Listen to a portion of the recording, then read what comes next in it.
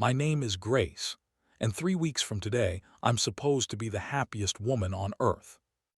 I have the dress.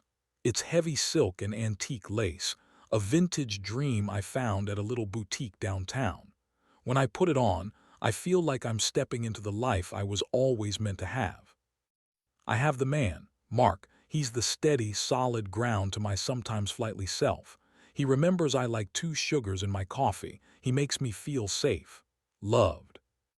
And I have my best friend, Sarah, my maid of honor. We've been inseparable since college. She's the one who held my hair back when I got sick on cheap tequila. The one who knew I was in love with Mark before I did. She's my person. Or at least I thought she was. The first crack was so small, a hairline fracture in my perfect world, I almost missed it. It was last Tuesday. We were at our final cake tasting. Me, Mark, and Sarah. Of course Sarah was there. She's been at every appointment, every decision. My hype woman. The bakery was all soft lighting and the smell of sugar.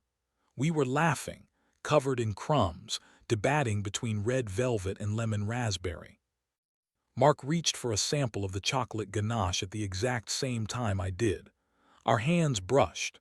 He laughed, that deep, warm sound I love, and laced his fingers through mine. "Great minds, Gracie," he said, smiling at me. It was a perfect, sweet moment. Then I saw Sarah's face. It was just a flicker, a shadow crossing her features so fast I almost thought I imagined it. Her smile didn't slip, not exactly, but it changed. It went from joyful to strained. Her eyes, usually so bright and full of life, went flat, dark. She was looking at our joined hands.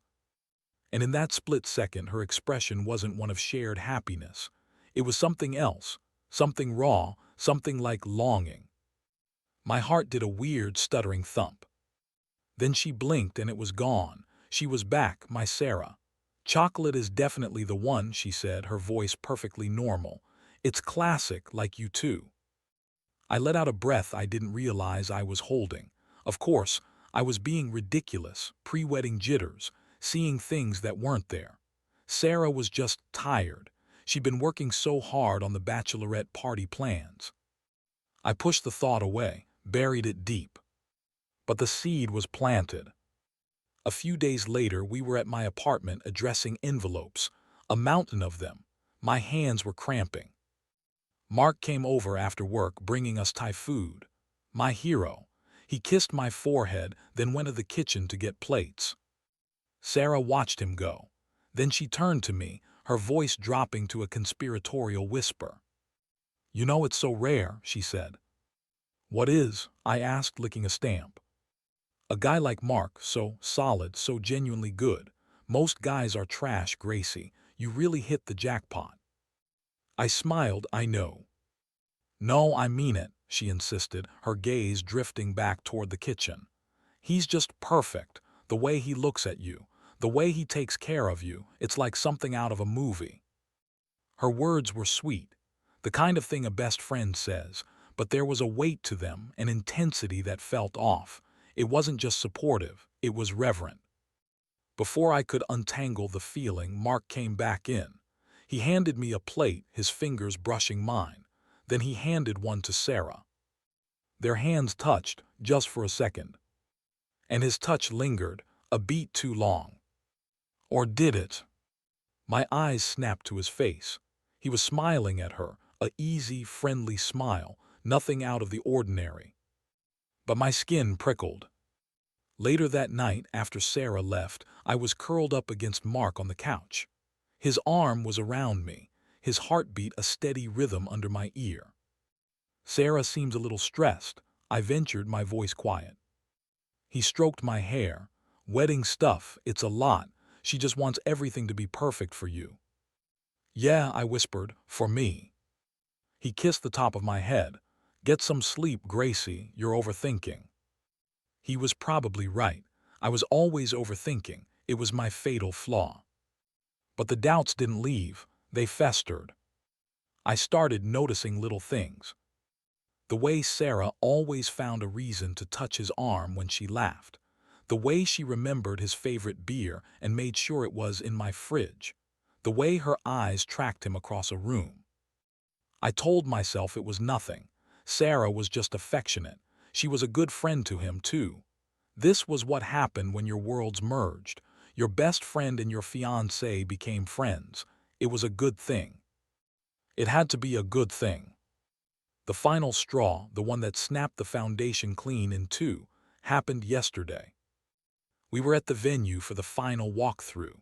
Me, Mark, my mom, and Sarah. We were standing in the middle of the empty ballroom, the echoes of our future celebration bouncing off the bare walls. The wedding planner was talking about the flow of the ceremony.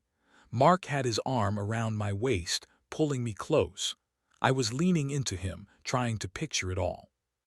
I felt his phone vibrate in his pocket against my hip. He pulled it out, glanced at the screen.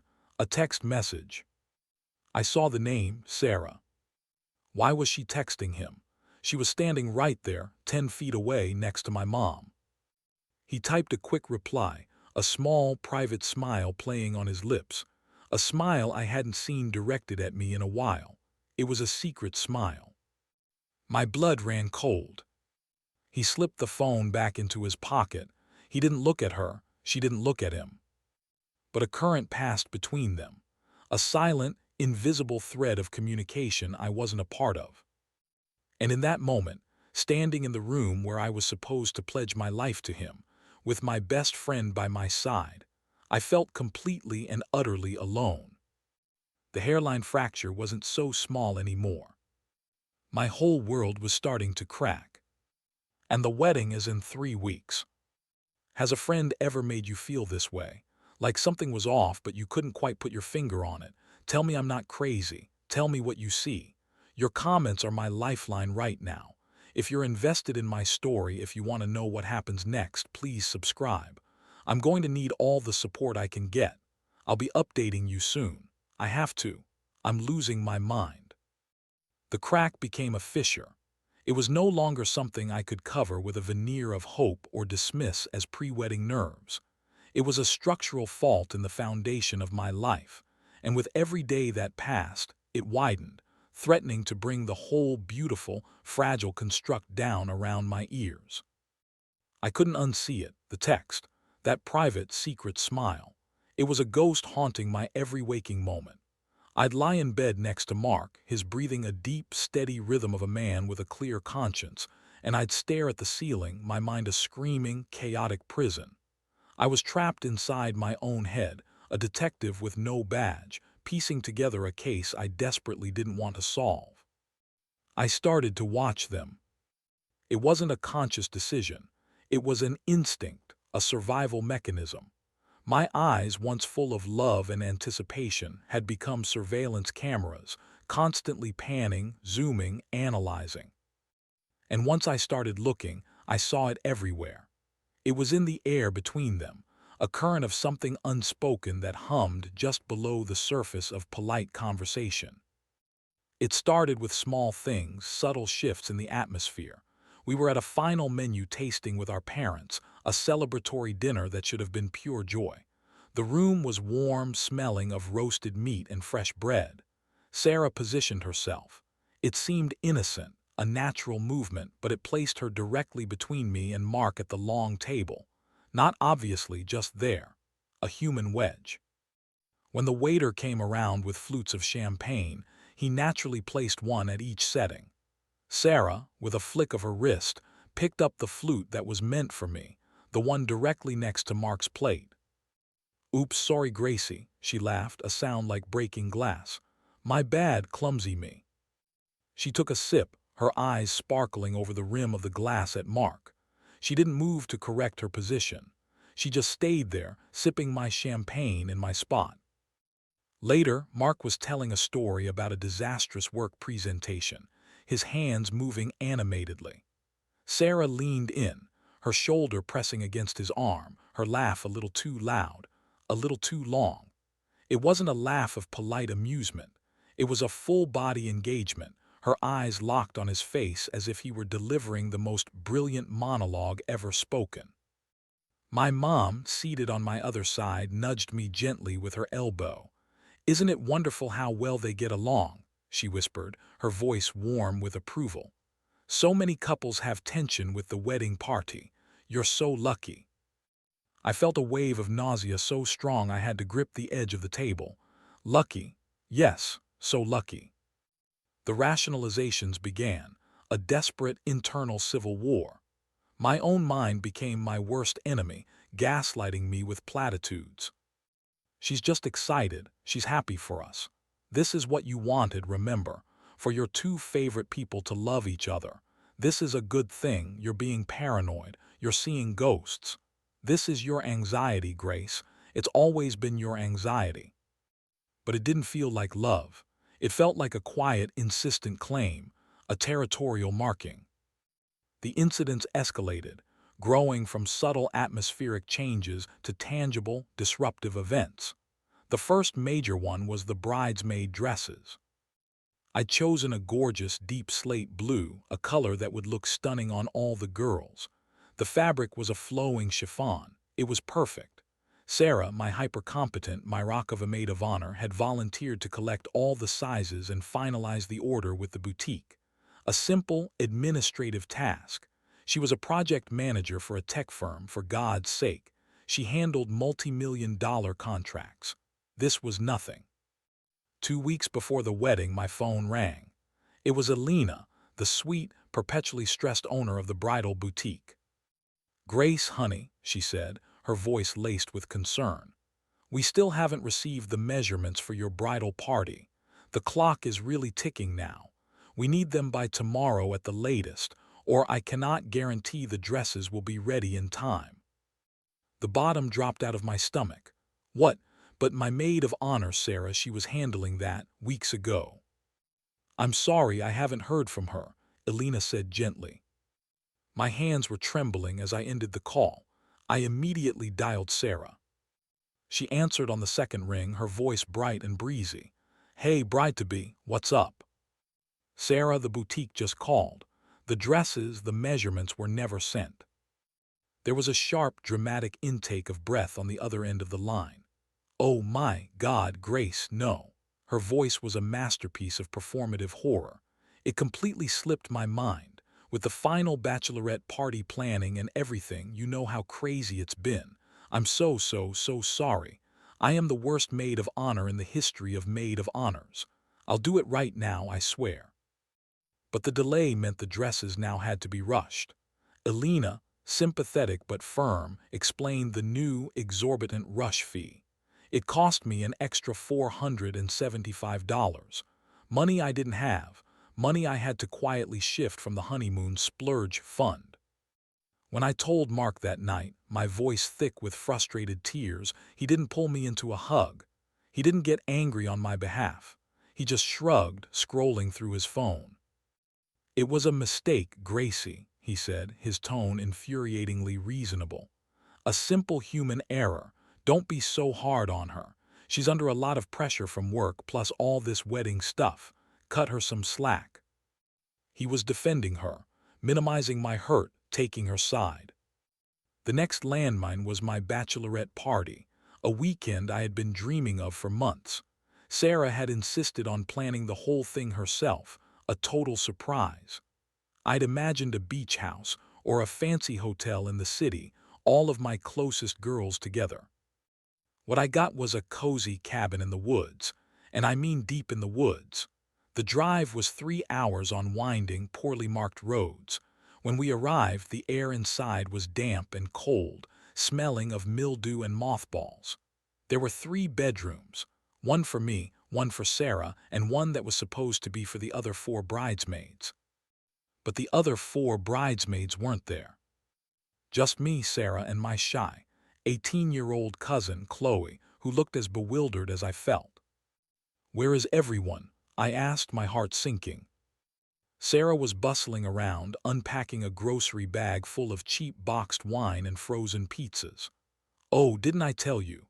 Julia and Maya have that work conference, and Katie and Becca came down with that awful flu that's going around. Terrible timing, but it'll be nice, just us 3, more intimate." I stood frozen in the middle of the dusty living room. A work conference, the flu, it felt so flimsy, so patently false. A cold dread began to pool in my gut. Had she even invited them, or had she orchestrated this isolation? The whole weekend was a masterclass in passive-aggressive misery. The pizza was burnt. The wine was sour. Sarah was glued to her phone, her thumbs flying across the screen, a constant, slight smile playing on her lips. Chloe, sweet and oblivious, tried to make the best of it, suggesting we play cards or watch a movie. Sarah would just wave her off. In a minute, Chloe, just have to sort this one thing out. On the second night, the silence and the sheer awkwardness became unbearable. We were sitting in a triangle in the dim living room, the only sound the crackle of a pathetic fire Sarah had managed to build. "Who are you texting so much?" I finally asked, my voice tight, trying to sound casually curious. "Work on a weekend, that's brutal." She jerked her head up as if I'd slapped her. A vivid, guilty flush spread from her neck to her cheeks. "What? Oh no, not work, just my mom. You know how she is. Freaking out about her flight for the wedding. It's a nightmare." But in the second before she angled the screen away, I saw it. I saw the name at the top of the screen. Mark. The preview text below his name was a gut punch. "Wish you were here." The room swam. The cheap wine churned in my stomach. Wish you were here. Here in this miserable, lonely cabin with her. I spent the rest of the weekend in a dissociative fog. I drank too much of the sour wine just to numb the screaming in my head. I cried silently in the moldy shower, the water barely warm. At one point, Chloe found me staring blankly out the window at the relentless rain. "Are you okay, Grace?" she asked, her young face etched with concern. Before I could even open my mouth, Sarah swooped in, putting a firm arm around my shoulders. "She's just emotional, Chloe. It's a big deal. Pre-wedding jitters. Happens to every bride. Right, Gracie?" She squeezed my shoulder, a gesture that felt less like comfort and more like a warning. I just nodded, my throat too tight to speak. She was narrating my reality for me, and I was letting her. I was too tired, too confused, too broken to fight back. The pressure was building, a physical weight on my chest. I was drowning in plain sight, and the two people who were supposed to be my lifelines were the ones holding me under. The final straw, the one that turned the pressure cooker to its highest setting and welded the lid shut, happened 3 days ago. I was at Mark's apartment. He was in the shower, the sound a steady hiss from down the hall. The scent of his body wash, the cedar and sandalwood one I'd bought him for his birthday, hung in the air. My scent, on my man. His laptop was on the coffee table, open. He must have been checking something before he hopped in.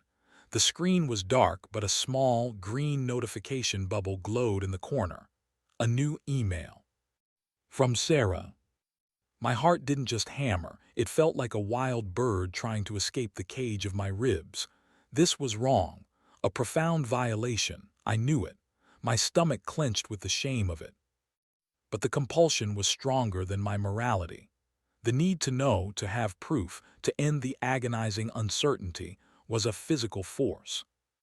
My hand trembled as I reached for the trackpad. I tapped a key. The screen glowed to life. It was an email chain.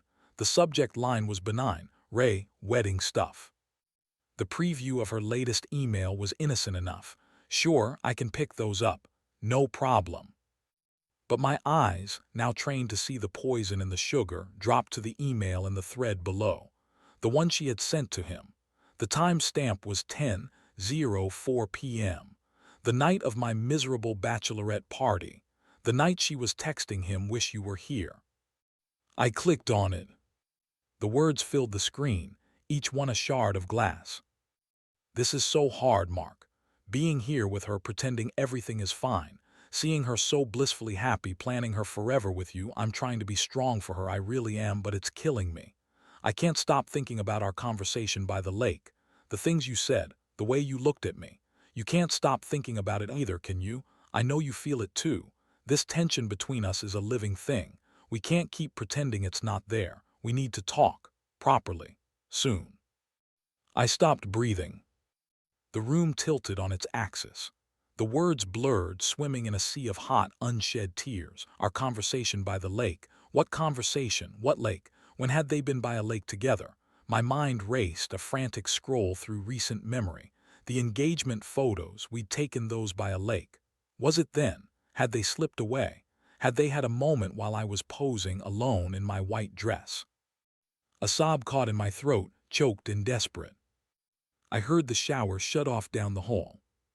Panic, cold and sharp and absolute, seized me. I fumbled with the trackpad, closing the email window, then the entire laptop. I slammed the lid shut. I sat back on the couch, pulling my knees to my chest. My hands were blocks of ice.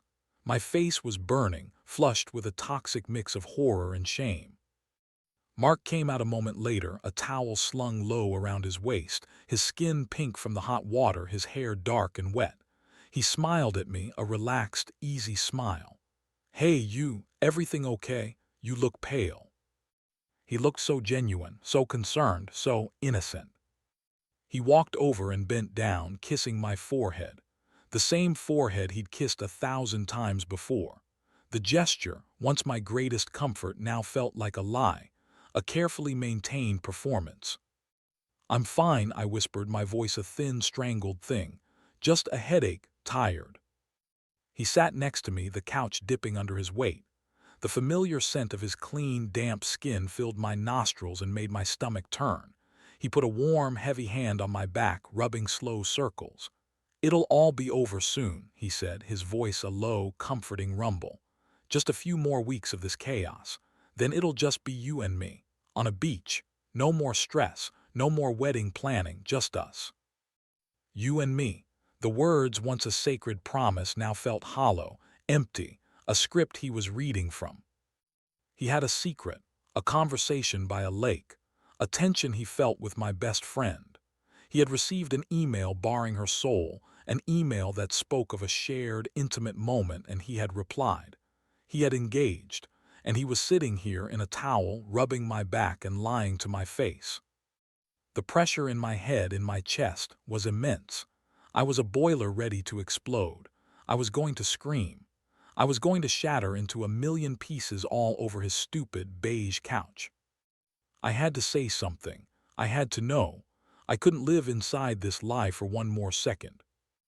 I turned my head slowly, my neck stiff with tension. I looked at him, at this man I had chosen, this man I was supposed to pledge my life to in 19 days. I looked at his handsome, trustworthy face, and I saw a stranger. And I asked the question that would tear my world completely in two. "Mark," I said, my voice terrifyingly, unnervingly calm, "what did you and Sarah talk about by the lake? I need to know, what would you have done in that moment? Would you have been able to stay quiet to keep gathering evidence? Or would you have cracked and looked just like I did? Be honest with me. Am I the villain for snooping? Your comments are the only thing keeping me grounded right now. Please tell me what you think. If you're following this, if you're invested in this nightmare I'm living, please subscribe. I'm about to walk into the hardest, most painful part of this story.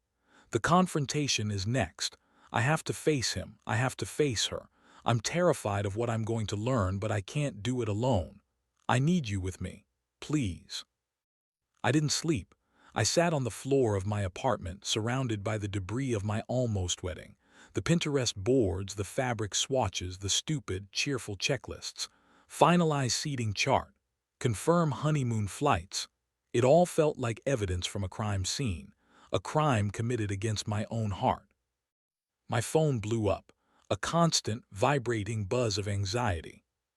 My mom, "Grace, sweetie, please call me. We can fix this. Cold feet is normal." Mark, "Gracie, please, just talk to me. Let me explain, I love you." Sarah, "Grace, I am so sorry, it was a mistake. It meant nothing. Don't throw away your future because of my stupidity." The word mistake echoed in the silent room. A mistake is spilling red wine on a white carpet. A mistake is forgetting an anniversary. What they did wasn't a mistake. It was a series of choices. 1,000 tiny betrayals that led to one big, ugly one. The pressure to fold was immense, to be the bigger person, to forgive and forget for the sake of a pretty party and avoiding family gossip, to not make a scene. But I was done with scenes. I was done with performances. The wedding was in 72 hours. I had to make a choice. I thought about the lake. Mark finally confessed, his voice hollow. It was during our engagement shoot. I'd gone to the bathroom. They walked down to the water's edge. He said she looked stunning in the sunset. She said she wished things were different. He said he didn't pull away. He said he liked the attention. He said it was just a moment of weakness. He said it was just that one time. I didn't believe him. How could I? The trust was gone, shattered. You can't glue that back together. I thought about Sarah, my best friend, the keeper of all my secrets. She had looked at the man I loved and decided she wanted him for herself. She had held my hand and planned my future while secretly trying to steal it. That wasn't love. That was possession. That was a sickness. I couldn't marry him. The thought of standing at that altar, saying those vows, looking into his eyes while knowing what I knew, it made my skin crawl. It would be a lie. The first day of a marriage built on a foundation of rot. But calling it off, the humiliation, the logistics, the money, telling everyone, the pitying looks, it felt like a mountain I couldn't climb. I was trapped between a lie and a humiliation. For 2 days I moved through my life like a ghost. I ignored the calls. I ate nothing. I drank coffee that tasted like ash. I watched the clock tick down. The day before the wedding, I had to go to the venue, to officially cancel. My mom came with me, her face pale with disappointment. She still thought I was being rash. The ballroom was set up, chairs in perfect rows facing the arbor where I was supposed to say, "I do." It was so beautiful. It was a tomb. The wedding planner, Brenda, met us, her face a mask of professional sympathy. "Are you sure, Grace? We can postpone. We don't have to cancel." I looked at the empty chairs. I imagined my family and friends sitting there. I imagined Mark standing at the front, waiting. I imagined Sarah behind me, adjusting my train. And I knew, with a certainty that settled deep in my bones, that I would be standing there alone. Even with everyone watching, I would be completely, utterly alone. "I'm sure," I said, my voice stronger than I expected. "Cancel it all." The word felt like a key turning in a lock. I was free. The next part was the hardest, telling Mark. I didn't do it in person. I couldn't. I knew I'd cave. I knew he'd look at me with those eyes and I'd forget the lake, forget the emails, forget the secret smiles. I called him. It was cowardly, but it was survival. "It's over, Mark," I said, my voice flat. "The wedding is canceled. I'm not marrying you." The silence on the other end was heavy. Then the excuses, the pleas. "Grace, no, it was nothing. It was a moment of insanity. I love you. She means nothing to me." "It wasn't nothing to me," I whispered. "And you should have shut it down. The first time you felt that tension. You didn't. You enjoyed it. You let it happen. You betrayed me just as much as she did."